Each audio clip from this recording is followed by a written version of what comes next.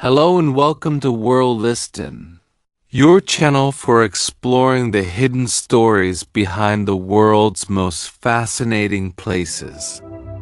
Today we journey to the heart of Cambodia, to the vast, shimmering expanse of the Tonle Sap Lake. You might know it for its famous floating villages.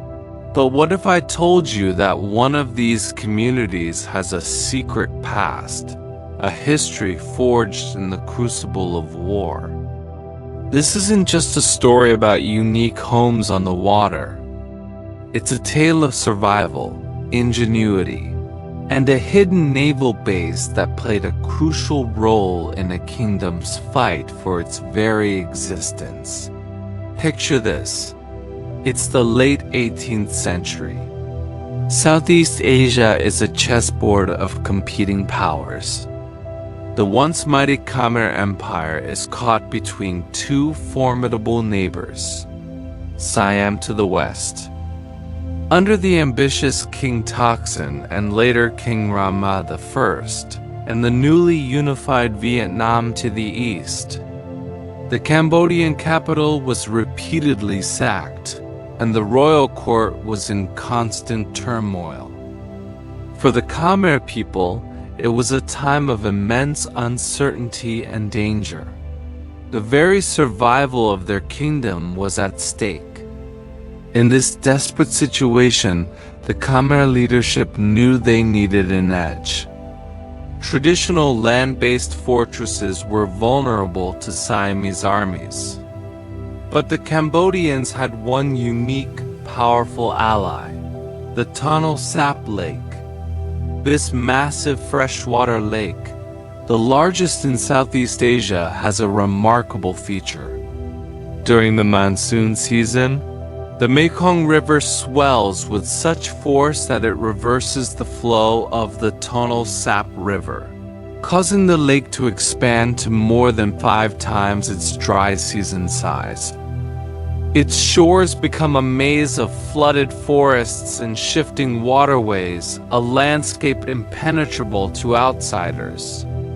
It was here, in this natural fortress, that a brilliant and audacious plan was born. Deep within the flooded forests, a secret community was established. To the outside world, it might have looked like just another fishing village. But this was no ordinary settlement. It was a covert military engineering base, a wartime shipyard hidden in plain sight. We'll call it the Floating Fortress. Its purpose was twofold: to build and repair a fleet of war canoes capable of navigating the lake's tricky waters, and to serve as a hidden staging ground for guerrilla attacks against the invading Siamese forces. The villagers here weren't just fishermen. They were boat builders, strategists, and warriors, all part of a clandestine resistance movement. Life in the floating fortress was a marvel of adaptation. Houses were built on towering stilts, some up to 10 meters high, to withstand the dramatic rise and fall of the water. Entire structures, workshops, supply depots, and living quarters were designed to be either mobile or resilient to the seasonal floods. They used local materials: bamboo for scaffolding, durable hardwoods for boat hulls, and palm leaves for roofing. The flooded forest provided everything they needed. It offered camouflage from enemy spies and a steady supply of timber and food. Fish from the lake sustained the population, ensuring the base was entirely self-sufficient, a ghost that left no trace on the land. The boats they built were the key to their strategy. These weren't large, cumbersome warships. They were sleek, fast, and agile war canoes, perfectly designed for the lake's environment. Carved from single tree trunks, These vessels could carry a dozen warriors and navigate the narrow, submerged channels of the forest where larger enemy boats couldn't follow. They were the key to hit-and-run tactics. Small flotillas would emerge from the misty mangroves, strike at Siamese supply lines or isolated patrols, and then vanish back into the labyrinthine waterways before the enemy could even mount a response. It was guerrilla warfare on water, and it was incredibly effective. Imagine the scene. A Siamese patrol boat, confident in its strength, cautiously navigates an open channel of the lake. Suddenly, from the dense, silent walls of the flooded forest on either side, a swarm of Khmer war canoes appears.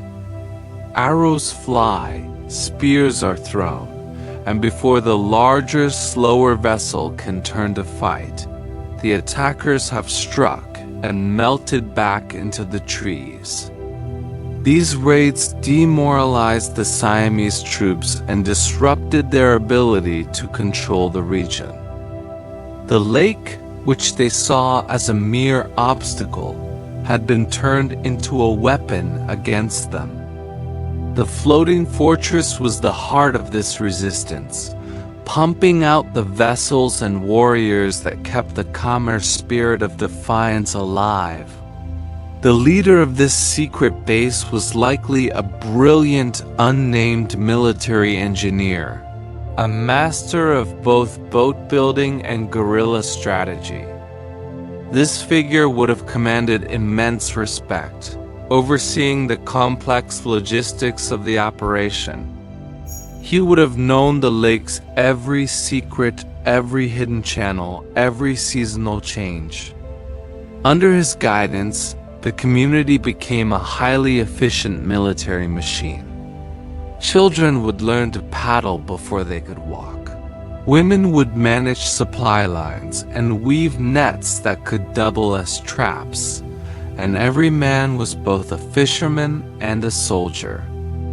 It was a total community effort, driven by a shared determination to protect their homeland. This period of conflict eventually saw Cambodia become a vassal state to both Siam and Vietnam for a time, a painful chapter in its history. As the nature of the warfare changed and the political landscape shifted, the immediate need for the floating fortress may have faded. The covert military base slowly transitioned back into what it appeared to be all along, a simple fishing village. The secrets of the war canoes and the guerrilla raids were passed down not in written histories, but in the oral traditions of the families who lived there. The extraordinary skills of boat building and navigating the flooded forest became, once again, simply a way of life. Today, when you visit the incredible stilted villages of Kampong Phloc or Kampong Kling on the Tonle Sap, you are looking at the living legacy of this incredible story. The towering stilts, the mobile homes, the deep knowledge of the lake's rhythms, these are not just tourist attractions. They are echoes of a time when these very survival techniques were weapons of war. The people living here today are the direct descendants of those who built and fought from the floating fortress. Their way of life is a testament to the resilience and ingenuity of their ancestors. While mainstream history books focus on kings and grand battles, the story of the floating fortress reminds us that history is also shaped by ordinary people in extraordinary circumstances.